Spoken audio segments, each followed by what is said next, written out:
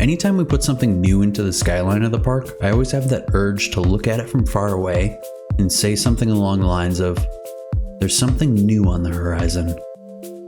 And I just want to say, I'm sorry for that incredible cliche.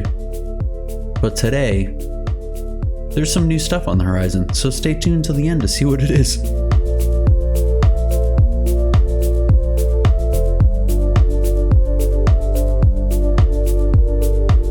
Hey everyone, what's good? Welcome back to Vasquez Fields. Unless of course this is your first time by the channel, in which case, welcome in. Where have you been? I'm Ty Levens and this is a Planet Coaster console build series recapping what we've had going on over on Twitch. We've been building this park out over the past 3 months and it's really been so great to have so many people jumping in and coming along for the ride, so if you want to do the same, by all means, come along. For those of you that don't already know, we even have a Discord now. Look at us. Hey, look at us. Look at us. Huh? Who would have thought? Not me. So, if you want to come hang, join in on the fun of building out Vasquez Fields, get in on the ground floor of a great little supportive community, or just lurk and vibe out, check out that link below and get on in there. We're cruising our way towards the finish line of the park, and I actually will probably have a lot of updates to come over the next couple of months, so stay tuned for all of that. But for now, we are solely focused on building out the best dang console theme park that we can. Last time around, we built out a realistic dark ride, and along with that, I thought we needed a nice little gift shop to accompany it. So what we're looking at here is Ridgeside Gifts. Just a nicely detailed shop sticking to our Western theme where guests can go to get more gifts, but now also hats. And specifically, cowboy hats. Because of our sci-fi theme, I also had to allow them to sell sci-fi helmets, but maybe it's just me.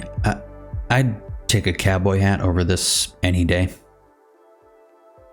One of the big upsides to how much real estate the dark ride building took up though is it really helped me to start to envision our entire park.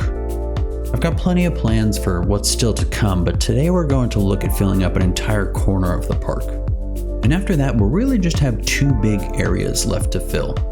Those will still likely stretch over several episodes as there's plenty of things to cram into all of that space, but yeah, we're well on our way. I knew for this back corner though that I wanted some flat rides and more heavy theming and detailing, like we do. So let's get into it.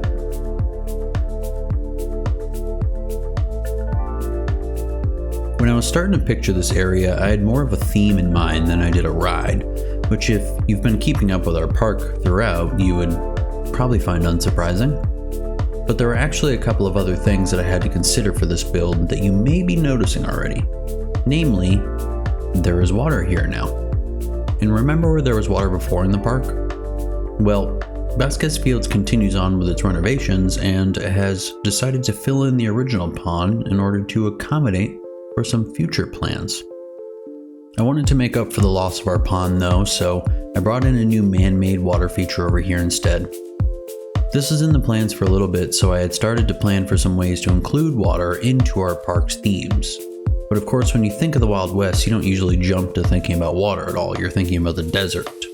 But we're going for more of a time period with our theme than a specific place, and so that gave me the opportunity to make this corner of the park feel more like an industrial era port of some sort.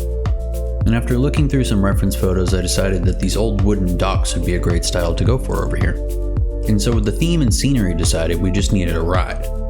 We did a poll over on Twitch and we considered a pendulum, a Ferris wheel, or a drop tower. We checked out what each one may look like and mostly took our skyline into consideration. And after showing the potential of not just a single drop tower, but multiple drop towers, then we had a clear winner. I got really excited by this idea too. Some parks I have been to utilize this and have multiple drop towers in one area, but what I hadn't seen were different size towers next to each other. Maybe this is a thing somewhere and I just don't know about it, so if it is, let me know. But now you may be thinking the same thing as I am. If I were to approach these 2 towers, I wouldn't even consider getting in line for the smaller one. Because, the higher you go, the more fun it is. But consider this. If everyone is thinking that way, and then you can get on the smaller one because of a shorter line, are you just going to go for it? Probably. And then I imagine all of these fun conversations happening amongst friends and families ragging on each other for going on the smaller one and then needing to try the bigger one. And then all of a sudden you have people riding these two rides multiple times and spending a bunch of time over here having to try both of them out. Feels like a winning formula to me. What do you think though? Let me know in the comments which of these you're getting on and why.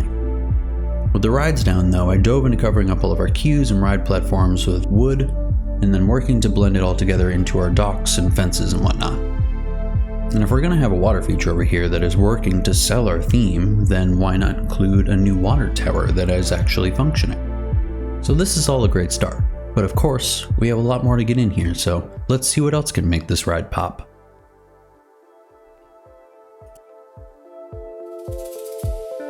There was a short period of time where I didn't really know which direction to go with the rest of the details and clutter in this area, and I have to say, I was really surprised how well it worked to just plop down a lot of one item to fill the whole place up. I mean, boxes galore. Like, look at all these boxes. More boxes, and more boxes. Some barrels, some smaller boxes, and more boxes. And honestly, it all looks right. This sort of port design calls for it though. And along with it all, we just needed some other sorts of design items to help sell that it's a shipping dock of some sort. Of course, no one is sending these boxes anywhere. They'd be going about 100 feet away to the other side of our pond, but that's why it's a theme and not, a real port. I needed to continue filling the area up though, and with that came a few new buildings. We started with this little shack that serves mostly as scenery, but like real theme parks and a lot of the other places in our own park, it could be utilized for some other necessities. Our water tower would need some sort of supply, and so our pipes run out of this building and into the tower. Our other larger building is a bit different. It serves primarily as scenery in its secondary backstage purpose, maybe storage. Drop towers don't usually have much in the way of backstage areas or service stations or anything, but this large building could serve as a warehouse for food supplies, ride supplies, some maintenance, a whole bunch of stuff probably. But the design of it is really great, and it adds a great aesthetic to the entire area, making it feel busier and more full of life. And did I forget about our sci-fi theme that is constantly lingering in the background? Of course not. We really don't go too heavy on the sci-fi theme in most places in the park. That might change soon, by the way. So, I thought it would be a nice touch to include another alien ship of some sort, but just drop it down to the bottom of the pond so the people in line could get a little peek at it, but then when you're sitting on the backside of the drop towers and you go up, you get a full view of something other than just endless empty land. After getting all of this in, there was just one more space to fill up to finish off this corner of Vasquez Fields.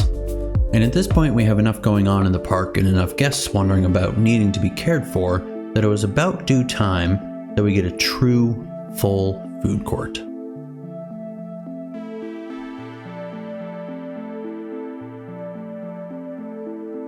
If I'm going to do a plaza in Planet Coaster, then you're talking about just giving me a big empty space to play in. And so yes, we did get a food court, but there was potential for so much more. And I'm sure you can see where that ended up going.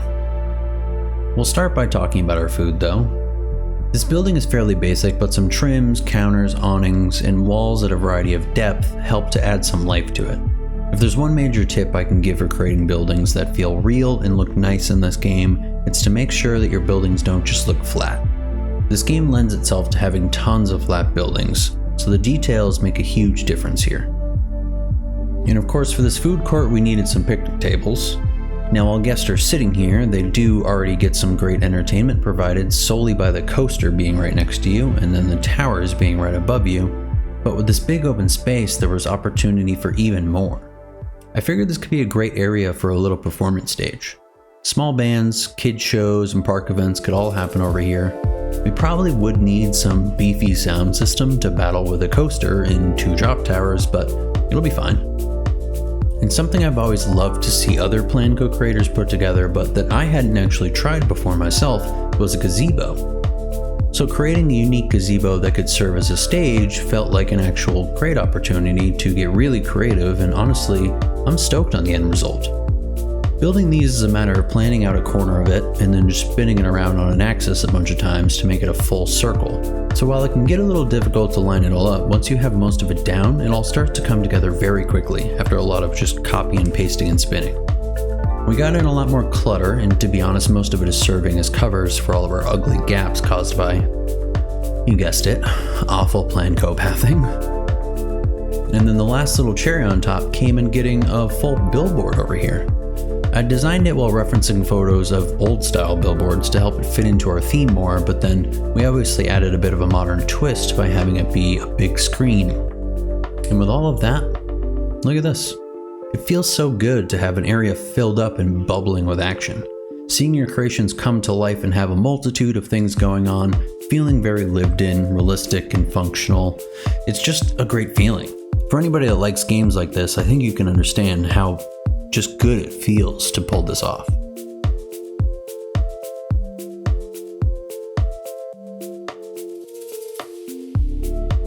Vasquez Fields is really coming together, y'all, and it truly feels so good. I've beaten a lot of games over my years, and I've played a lot of simulation and building games as well, but I've never done a full sandbox build of anything to fruition. And I'm excited for the day we have a full creation done and that it's out in the world for you all to enjoy. But until then, we have our cherished Vasquez Fields to finish, and the incredible progress we have had is credit almost entirely to all of your support. Don't forget, if you liked this video, to go ahead and click like. If you want to see more of this in the future, then click subscribe.